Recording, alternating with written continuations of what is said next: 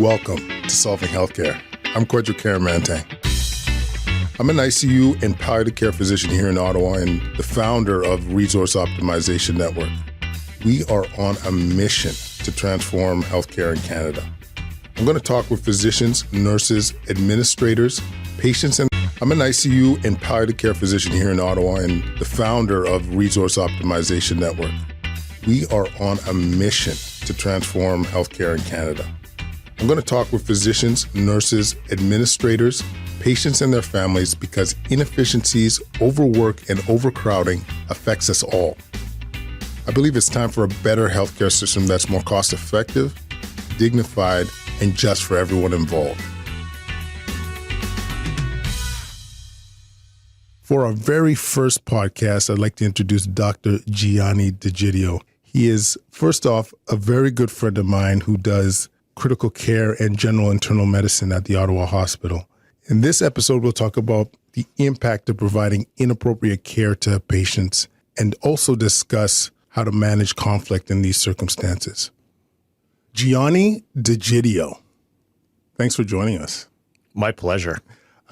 First of all, I'd like to thank you for coming, considering that I completely dominated you in an arm wrestle not that long ago in front of many people in Clearwater, Florida. So I'm very grateful for you to be appearing on the show today. Thank you. Well, I see this podcast is going to be full of lies today. All right, we're off with a bang.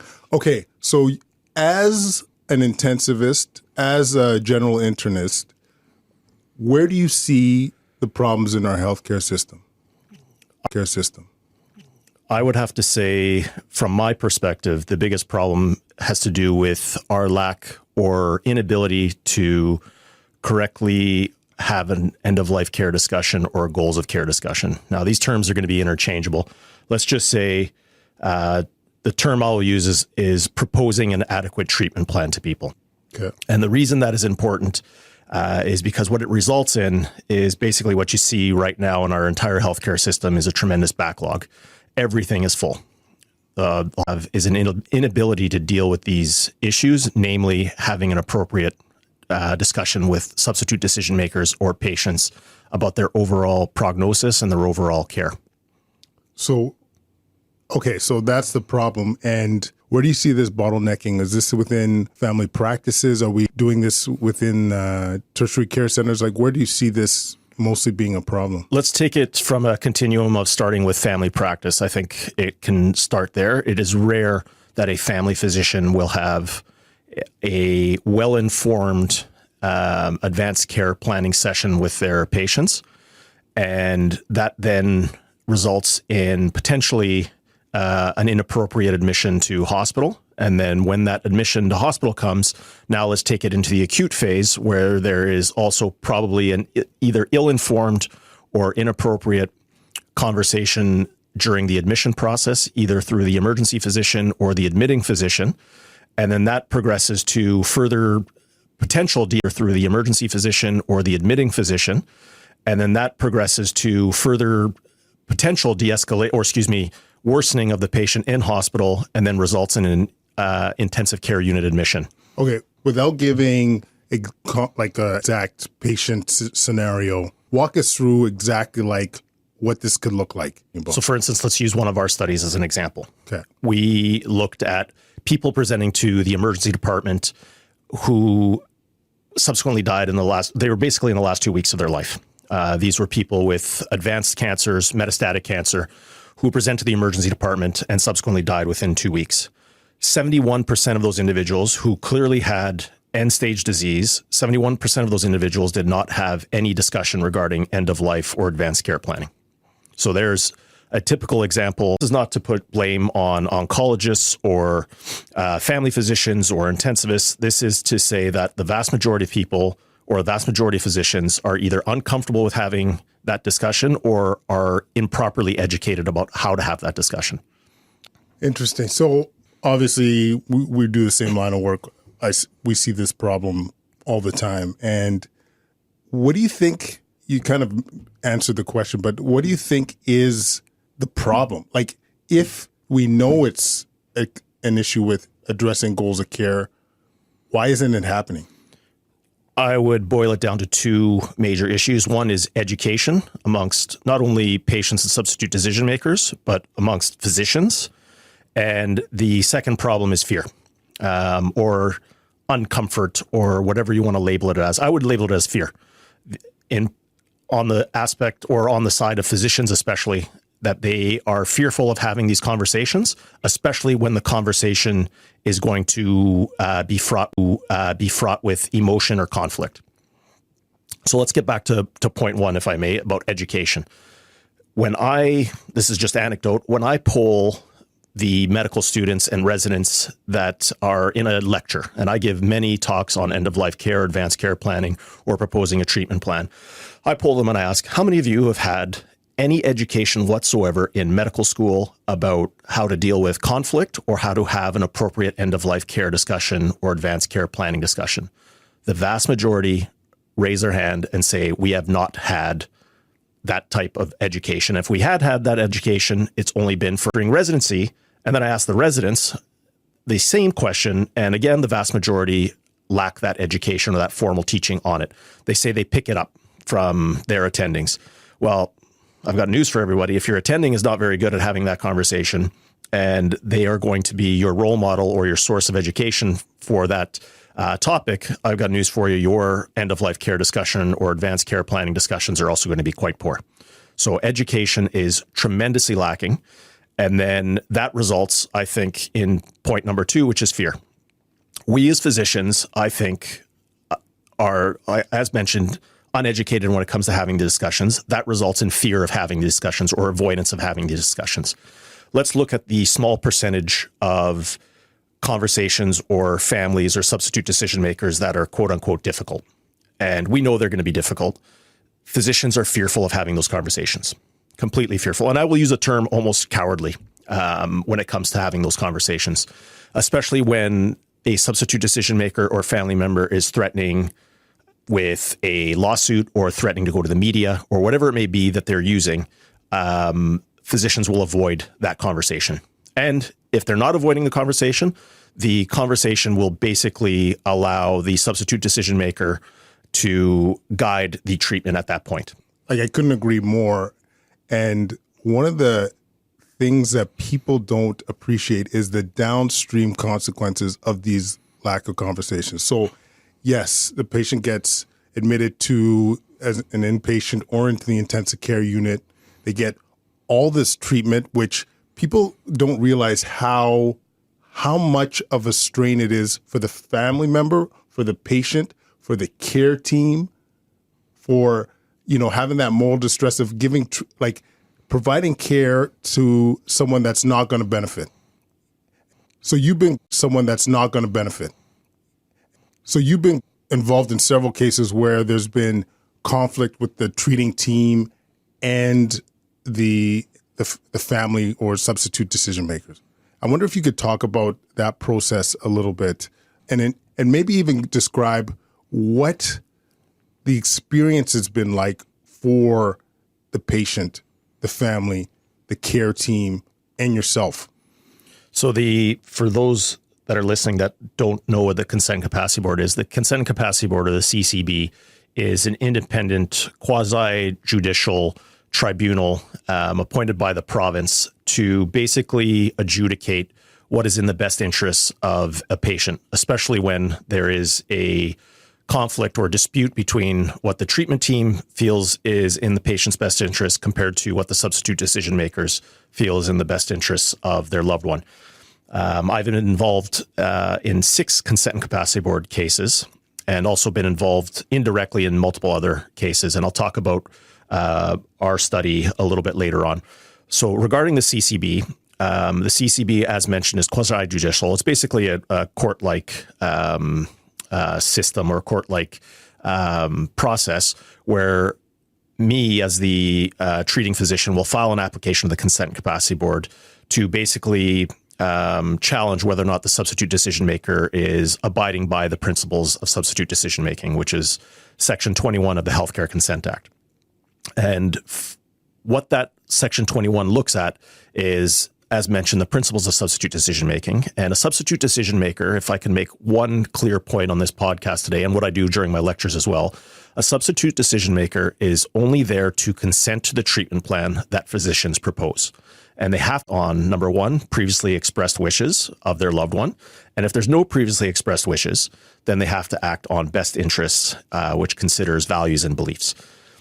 Substitute decision makers are not there to demand therapy. They cannot demand therapy, and they are only there to consent, like I said, to the treatment plan that we propose. And this goes back to our education and our inability to appropriately propose a treatment plan.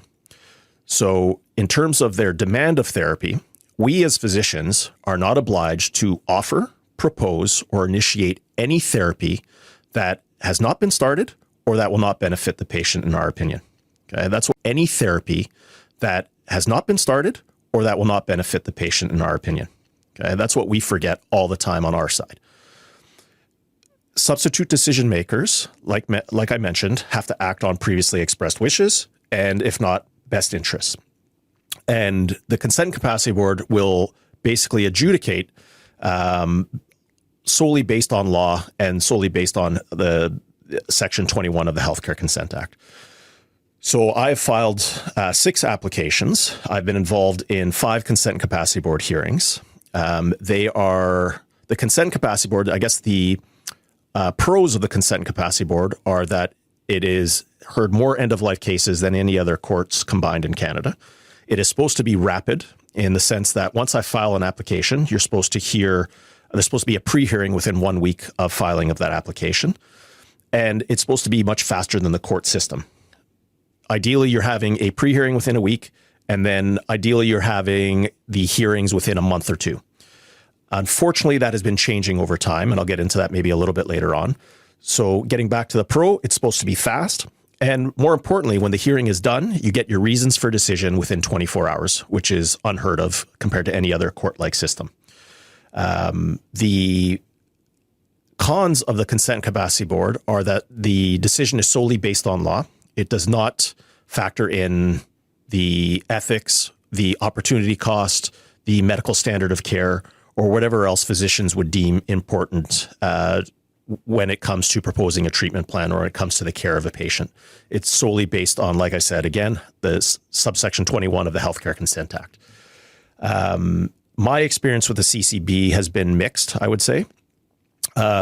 Lately, from filing of application to decision has been 3 to 4 months, which, albeit, is still faster than the court system.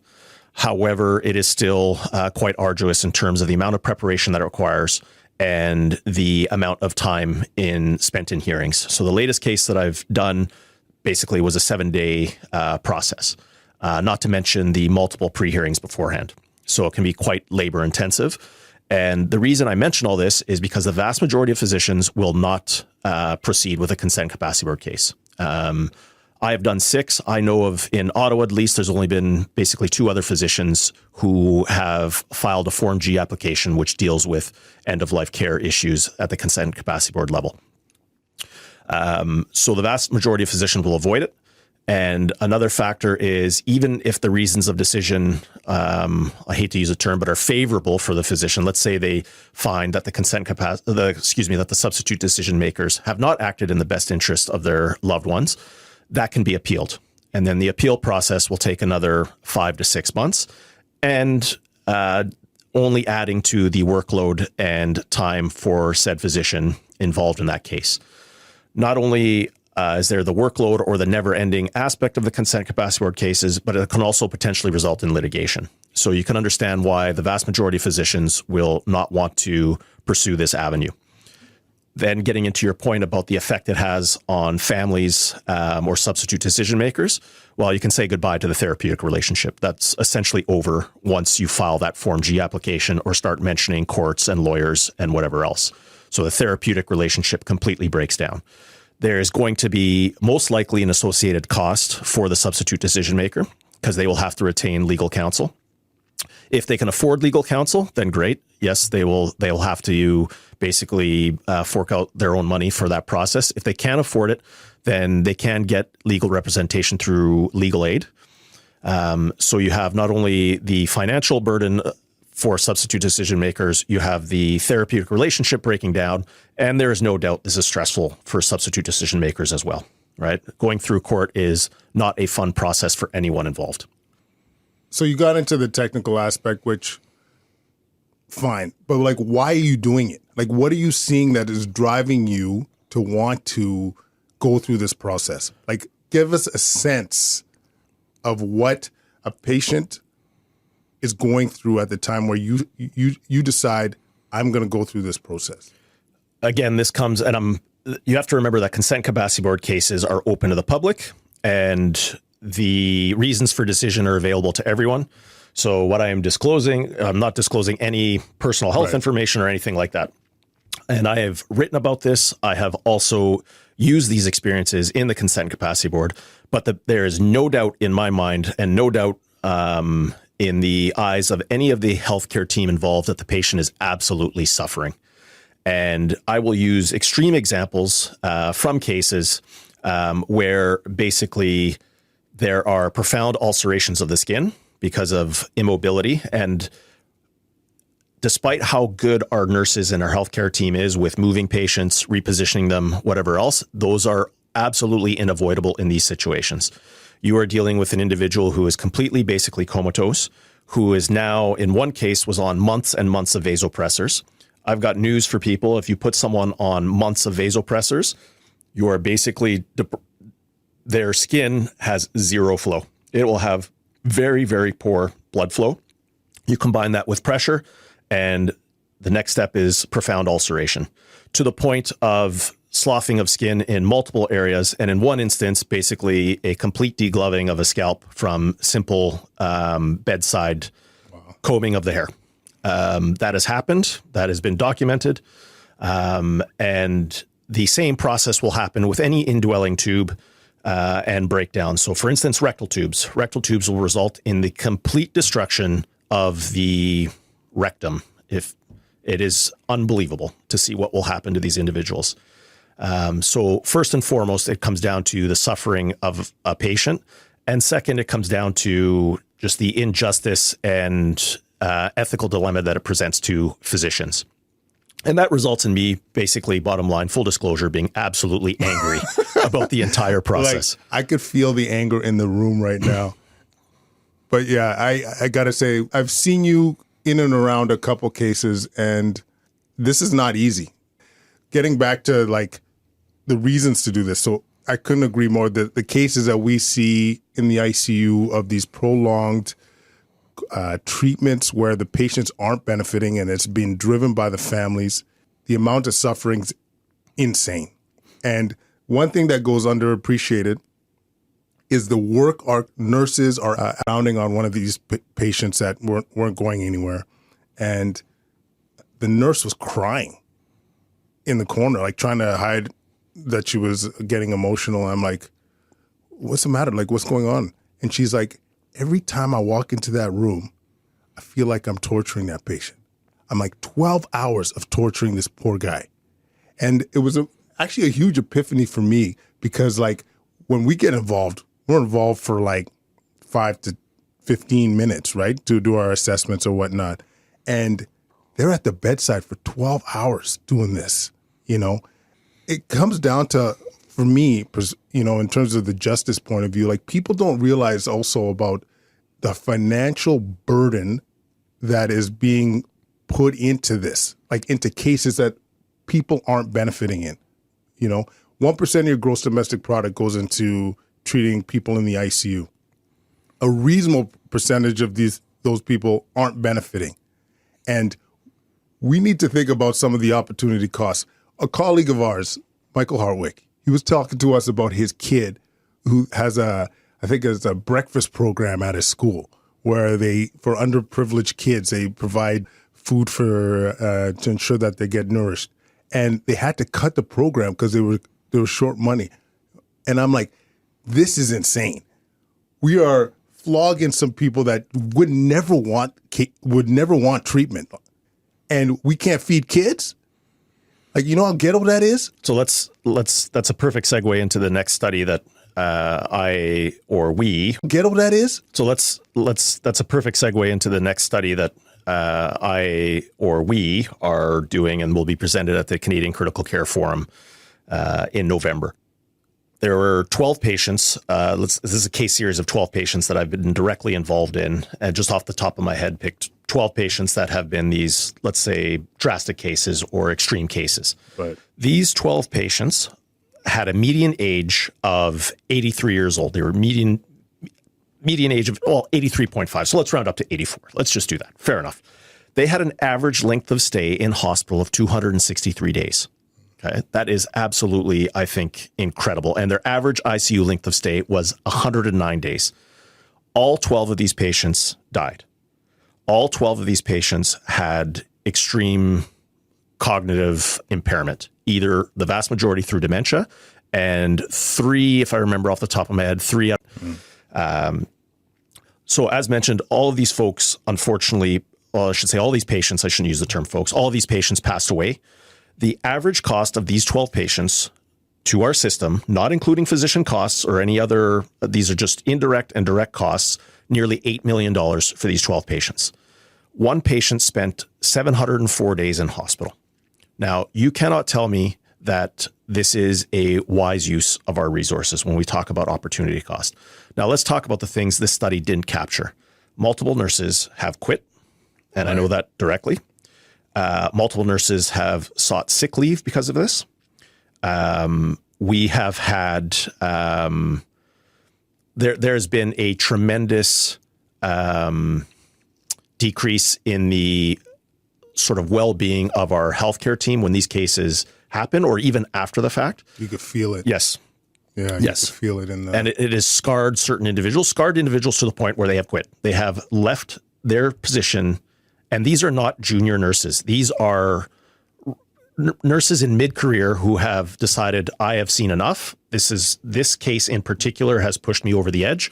I will no longer be an intensive care unit nurse. And you know what's insane? It's like their whole mantra, their whole job is to I want to make people better. I want to help heal people. I want to help them get their function back, and they get shat on, they get verbally abused, they get inundated with all this. They have the moral distress, and they often feel powerless. Yes. You know what I mean? And it's like, we need to do some shit about this.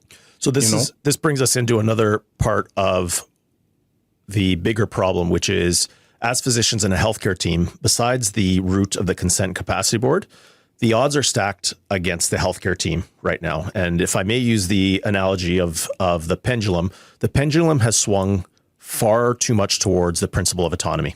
And I will refer people to the study that we recently published as well about the ethical failings of the end-of-life care, or CPSO end-of-life care policy, and the Healthcare Consent Act, which are completely favoring autonomy. Healthcare Consent Act, which are completely favoring autonomy. And they completely disregard other ethical principles such as distributive justice, non-maleficence, and beneficence,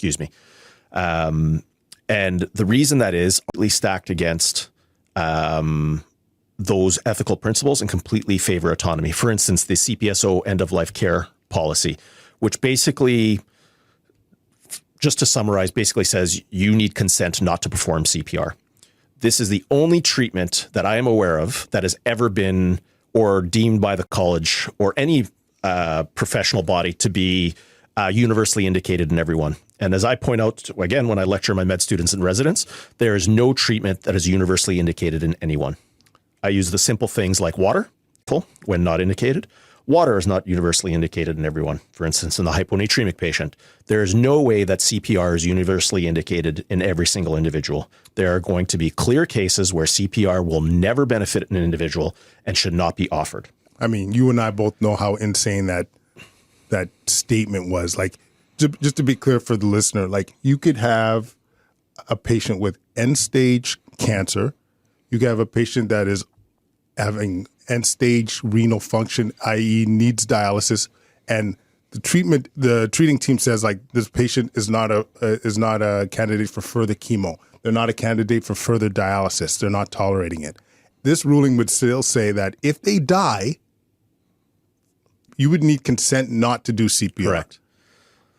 Which is insane. Now, one of the things we as physicians, and this gets back to, again, the topic that I've been focusing in on, and this gets back to, again, the topic that I've been focusing in on is our proposal of treatment plans is very poor. And as I mentioned earlier, we do not need to offer any treatment or propose any treatment or begin in any treatment that has not already been initiated or that's not going to be beneficial to an individual. However, that requires that the entire treatment team be on the same page. And you have to remember our healthcare system or the way we operate an intensive care unit, I don't want to call it fragmented, but we have a most responsible physician or attending physician every week, right?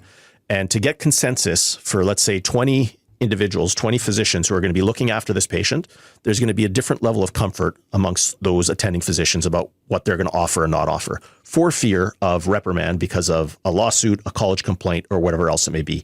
Even though said physician completely agrees that this treatment should not be offered, but they are fearful of the consequences of saying, I am not going to offer dialysis. I am not going to offer peg tube feeding, but they are fearful of the consequences of that. I mean, it's because of the process, like just to be the devil. A complaint, you get named in a lawsuit, that's years off your life. Yes. You know what I'm saying?